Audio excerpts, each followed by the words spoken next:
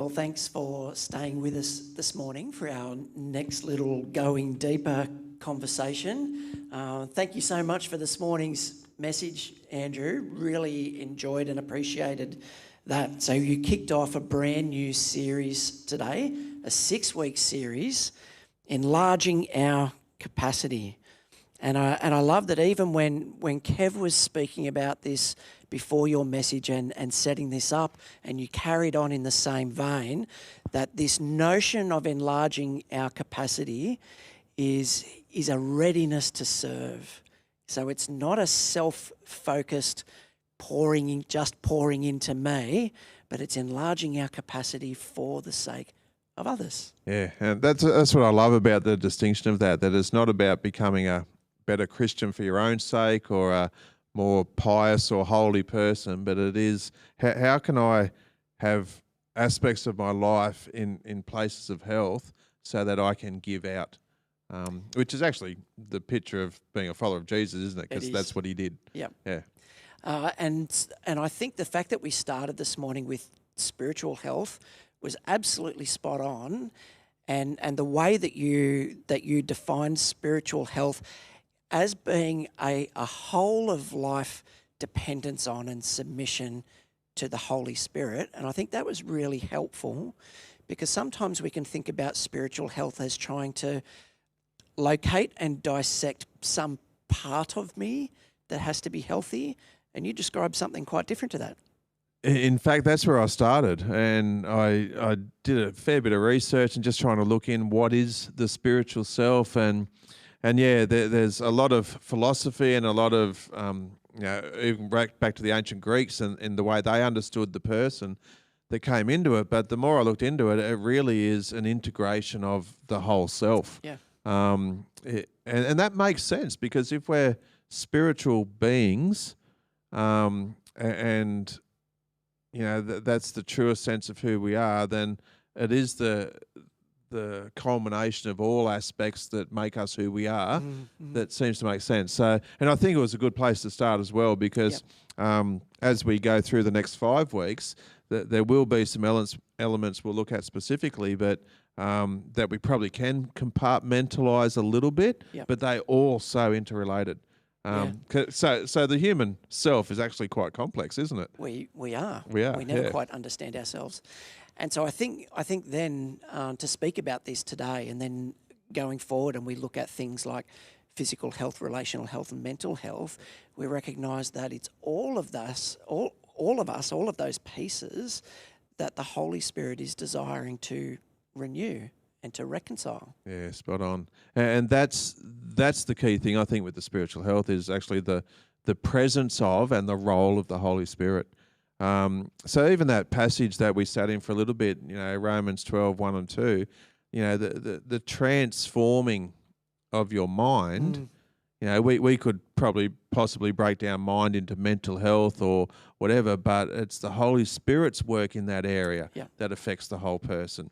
And it's what we do with our body as we practice some of these things that affects the whole person. So the interrelation between it all is really quite complex, but important for us to have that understanding.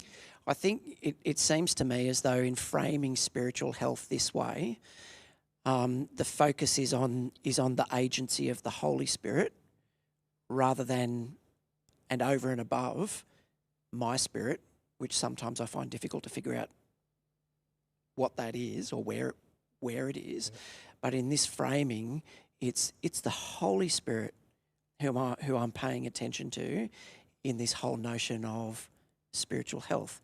It's the holistic health that the Holy Spirit is engendering in me as part of this whole ministry of reconciliation.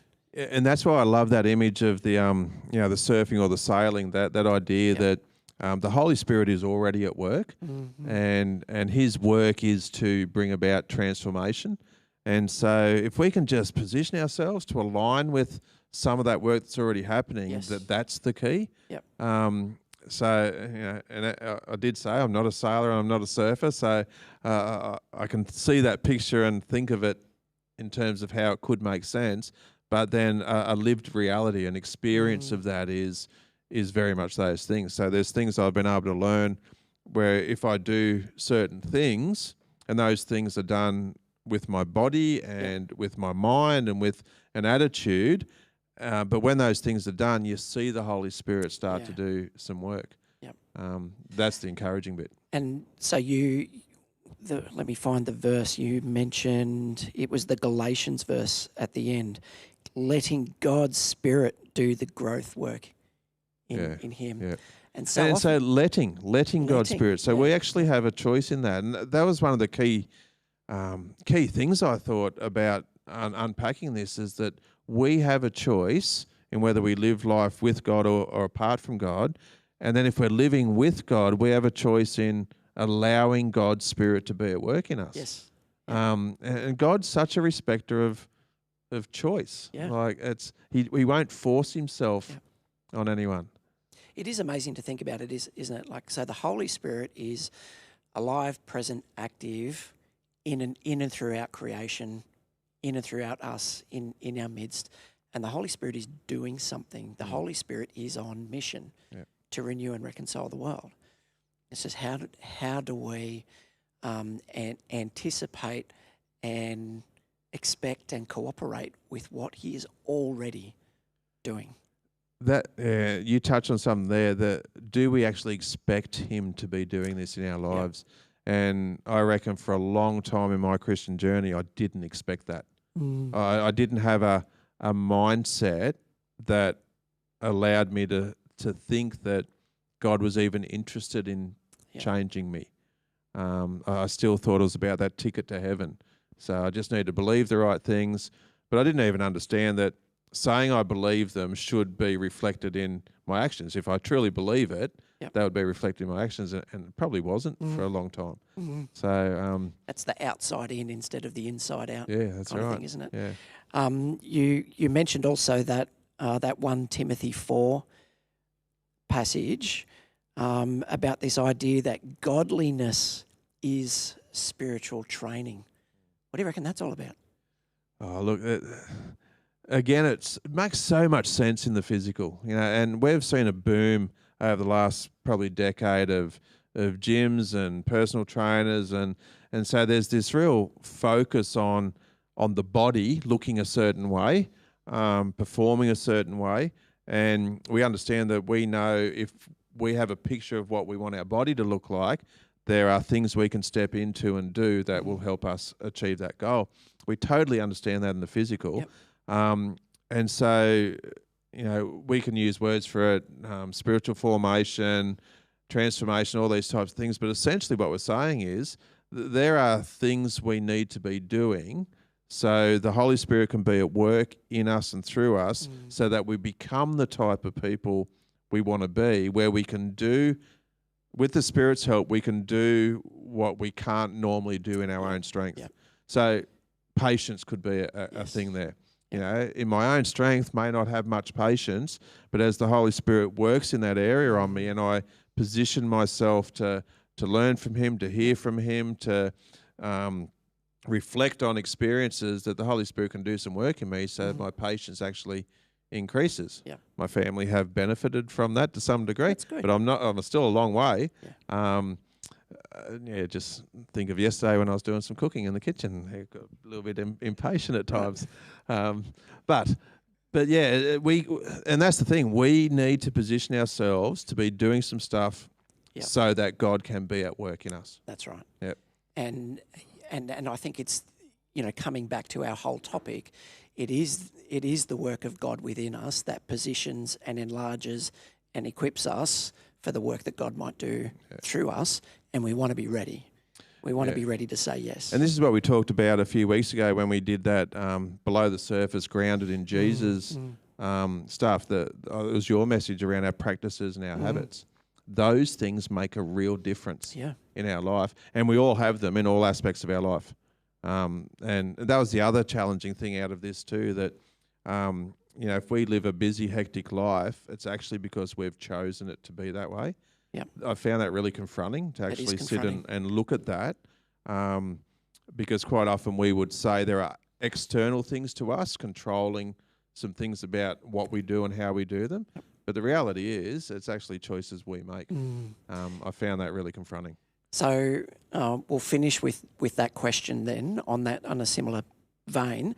So we've spoken about hurry and we've spoken about rest a bit this morning. It's come up as a little bit of a theme. Anything else that you would talk about this? You know, what was it? The relentless elimination. Ruthlessly eliminate hurry. Yeah. Say more about that. That's good. Yeah, I think it's the it ties back right to our core beliefs. So if my I'll try to make up an example. If my core belief is that I need to provide for myself, so financial security, material possessions, that those things are important. They define me in terms of my character and my worth and my value. And if those things, then maybe it means I work a particular job that's a lot more than 40 hours a week. I'm not around my family as much because of this work commitment. I have to have the work commitment because of the price of the house that I have a mortgage on, and I've got to have that sort of house because I think it reflects on who I am. All those things, if we sort of undo that as an example, life becomes, you have to live that certain way to maintain the things that you think you need. That's really confronting. And it's an accumulation too, isn't it? Like we don't even necessarily proactively choose that accumulation of commitments, but we fail to make the choice not to accumulate. And all of our cultural gravity goes in that direction. Yeah, and that's conforming to the world's patterns. You know, the world says, accumulate stuff, get stuff, be a high achiever, have this, have that.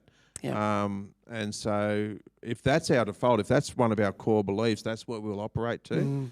And I just think it's no coincidence that a life with Jesus is countercultural to the culture around us.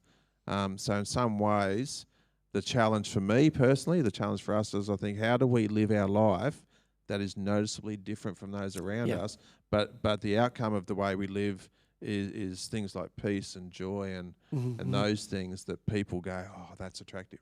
And different. Yeah, and that's good, different. Different. Yeah. So this was a very challenging thing for me. I just shared with someone that I sat there putting this together going, man, God, you are doing a work in me. And now I've got to get up and share this with people.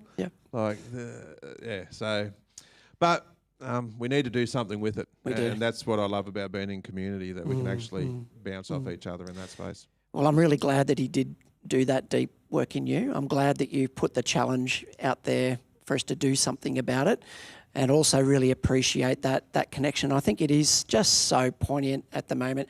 There is a connection between spiritual health and what we do about our hurried, individualist, consumerist lifestyle. Very really much. Appreciate it. And it'd be interesting to see what he does in me and in us, because I think there's a long way to go for all of us. Sure is. So thank you, Andrew. Thank you so much for joining us. I hope that was really helpful for you, and maybe it might even help you to raise or frame some questions in home group this week. So look forward to seeing you next week.